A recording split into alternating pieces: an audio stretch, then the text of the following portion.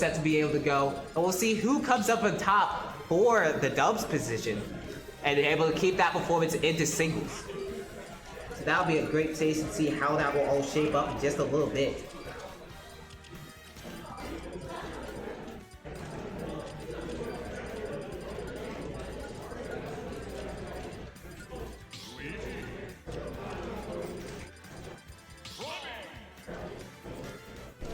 Okay.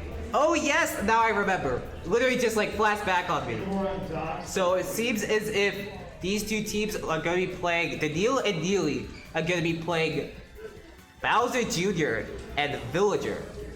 DaNeel, let's get into actually DaNeel. I remember now. Like probably remember all the research in my head. DaNeel is actually a very good Bowser Jr.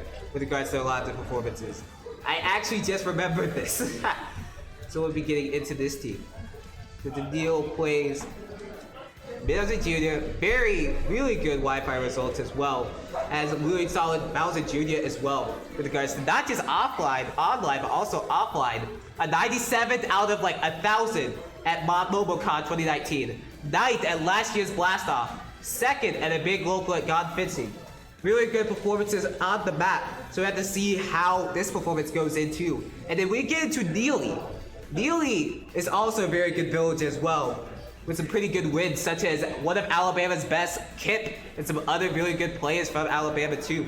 So we have to see how the team from Huntsville is able to hunt this team down and see how they deal with this Luigi and Chrom with this performance. It's going to be a little bit interesting how you get into this set. And of course, I've actually never gotten to see Luigi and Chrom in doubles. Of course, Chrom is a very good doubles character and able to get a lot of that like coverage in the stage and just how fast this character is and how fast the frame data is. It's just a force to be reckoned with. While Camorific has that Luigi, and we've seen some very great performances from Camorific, a lot of very top 3s and top 8 at a lot of Alabama events. So they are a player in their own right. To see how he get into the game with Cam though. Like Cyclone gonna be sending up off stage. It's gonna be a little bit interesting how you try to like get some edge guards going and how you deal with some of this close range gameplay, because that has been a little bit of a struggle for a lot of people too. How do you deal with like close range Luigi? Of course, Villager does have ways to set up space and not be in the face, but Camorific has such a playstyle that can just overwhelm you with so much damage. Even if he's not able to get that 0 to death, he's just able to do so much damage and put you in such uncomfortable positions. Looking for an edge guard like that! And there you go with that up B going to be able to get the Neely right there. And then out there as well with the big overhead coming in from Strife. So of course you see the Neely having a little bit of issues to set the front foot in the door. So we have to see how it goes into a little bit of this cheering position.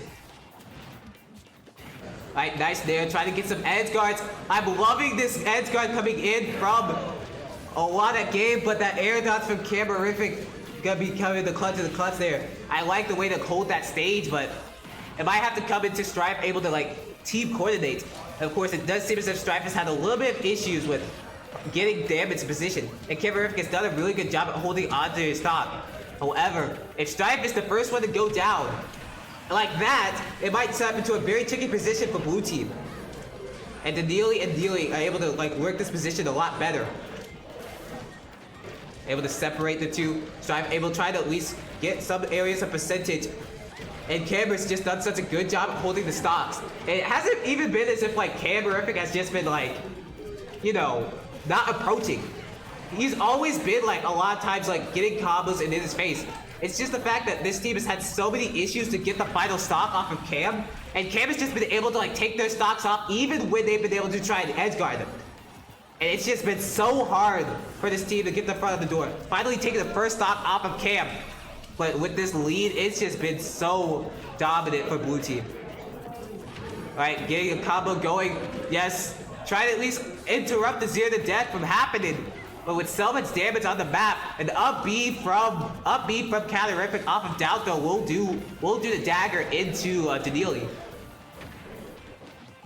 Trying to get an edge guard on the Chrom, not able to do it. It has just been a very big issue on the separation position. Alright, Strife going to separate the two. I am curious as to what DaNeel is trying to deal with here. With the tree on the side, and yeah, that is kind of confusing me. It seems as if DaNeel wants to set for the axe. Okay, gotta get the axe right there.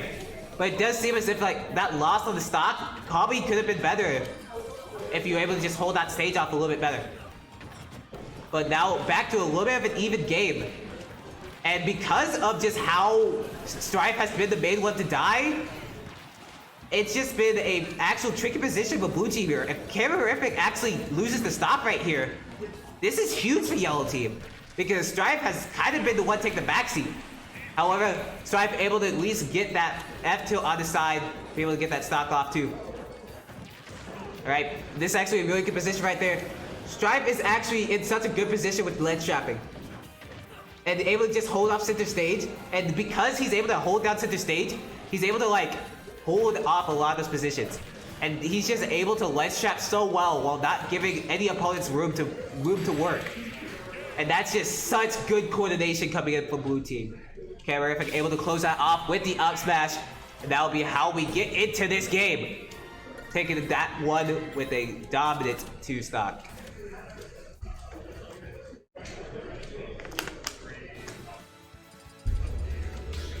So we have to see how that changes into this position.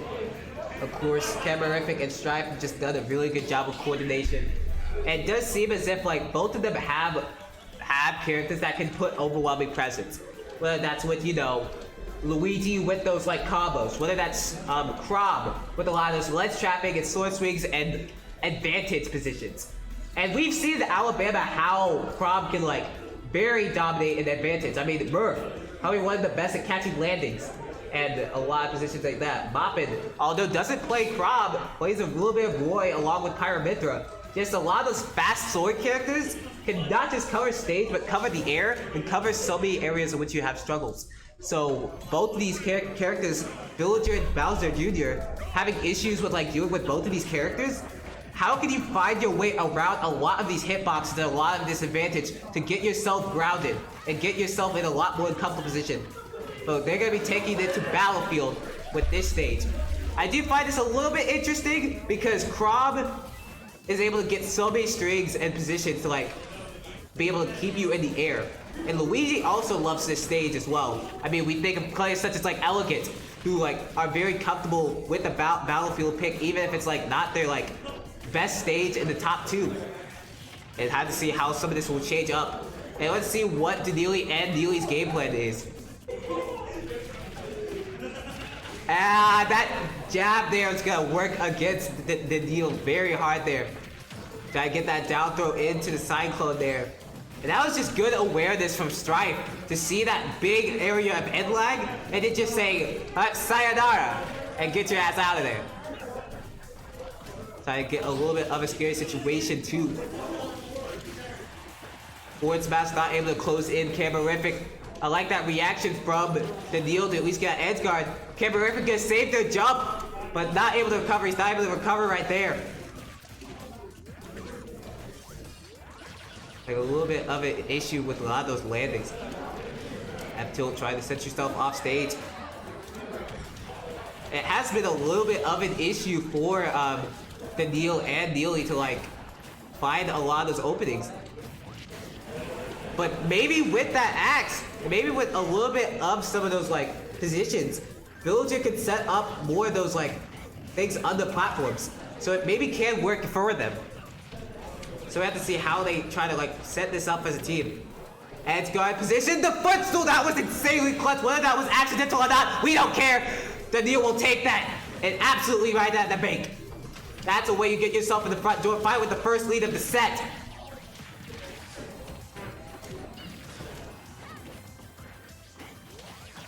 Alright, F tilt got even the score back up a little bit. And that's sort of been, I'm seeing a little bit as to why they chose the Battlefield here. And that is just due to how much vertical space they have. Of course, I do see many ways that Villager can be able to circle camp a lot better on the stage. However, this just been able to like trade and be able to set up a lot of those positions. And it's just been able to work off so well with this counter pick. But in any ways, they have to be a little bit careful here. Neely's playing a little bit too much into Camorific's face, and that's gonna result in his loss right there in their life. Alright, down throw, gonna be setting to a lot of damage. Gonna be a little bit scary to try and like set up a lot of those combos. It's gonna be kind of scary to be able to like get that type of game going. And look at that! Blue team's filing back! And even with this lead that yellow team has, this comeback factor that's on both of these characters, it's a scare. What are you doing? Strife, what are you doing? What are you doing? Not like this. Absolutely not like this. But hey, yellow team has been able to take a lot of blessings and able to take it in sweet home Alabama, and the Jab's gonna be able to do it. Unfortunate SD coming in from Strife, but that is how you take that game too, with a little bit of those blessings. And the kids down in this valley gonna be taking that game. What a way to end that game too. And if you saw exactly what Strife did right there, that was a jab backer. That was a definite jab backer. But it just seemed as if right there accidentally like ran off the stage. And because of that missed input, fastball, you auto fastball with regards to your aerials. If you're holding down. And while transitioning into that back air phase while going through the control stick, just went too forward and then just fell straight down on themselves. So unfortunate situation happening there from Strife and Camorific. So we'll see how they try and get into this game a little bit better. Because that was not the best play. However, we're going to be taking it to Town and City. And we've already talked about just a lot of stages that both characters, what in the world. That tree actually made it so much harder to SDI out of that. That was actually such a good awareness from Neely to just keep that train going. But let's talk about the stage pick from Camorific and Strife. Chrom absolutely loves this stage. It's just the early kills off the side with regards down to a lot of those jab situations and just how much you cover the stage. However, you know someone else who loves this stage? Bowser Jr. Bowser Jr. wants a lot of either those big or like flat stages to be able to set up a lot of those combos. And I don't know if I really like this now, if I'm looking back at it. Because just it's been a very big position for both of them to have the room that they wanted to be able to set up a lot of those positions. It makes me think as if like Camorific and Strife would think like, okay, what is a good stage for Chrom? What's a good stage for them? But they weren't thinking like, what's a bad stage for Villager and Bowser Jr.? So it seems as if like with this Town City pick, both of these characters love this stage. Both of them love that area of being able to circle camp or being able to set up space. So have to see, hopefully the stage pick doesn't work too hard against them.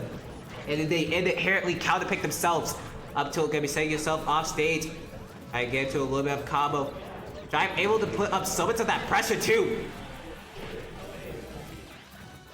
I'm also just loving the way that they're like holding down that center stage. So I'm able to catch that landing with the up tilt. And now blue team now finally saying, here I am once again. Feel it now, I'm coming again. Where we go, gonna be even at that up is 3 score apiece. And honestly, now we got an even game. There's some really good edge guards and some really good catch landings. It's just been very clutch for blue team to get themselves back into this game. It's been very clutch on their aspect. Forward smash 2! Well then! I swear doubles just constantly changes on itself. We saw just how dominant that team was playing with yellow team. And just how much blue team has just been able to like fire back a lot of their performances. So hopefully, now with this even game of 2 stock of score apiece, who's gonna be taking it home, moving into this bracket. And actually, I'm pretty sure winner of this will be moving into top 8 of winners doubles. So who will be taking it home in home sweet home 2? Now they'll try to get a combo going. Seems like both of them want to be able to separate, but not able to get that thing going. Up air, gonna be trying to catch a landing. It seems as if, like, you see right there, they want to set up the room. Camorific, what they want to do, you want to be in their faces. You don't want them to have any room to set up their options. Use your speed to your advantage. DaNeel and Neely also try to set up a lot of those life guys, a lot of their own setups. What a good position! Strife wanted to jump over that tree. Was in fear of like that, like water growing it. But that was just such a try position for DaNeel to just come down with that down air. And that is a way to get into a clutch right there. Camorific has to take the stock off. That tree is just so hard to deal with. It's literally just a wall. We build it, it's just like that tree. And it seems as if the oxygen's just gonna be like having such a force to be reckoned with. It's so hard to get back on stage. It's like this counter pick is just working so hard against them. Blue team might be going to lose just a little earlier than they wanted. Like, seems as if that counter pick is working super hard against them. And that jab on the awareness is gonna do it. The kids from New York. DaNeel and Neely gonna be taking that game 2-1 with some very clutch plays and some clutch awareness with regards to game 2 and game 3. This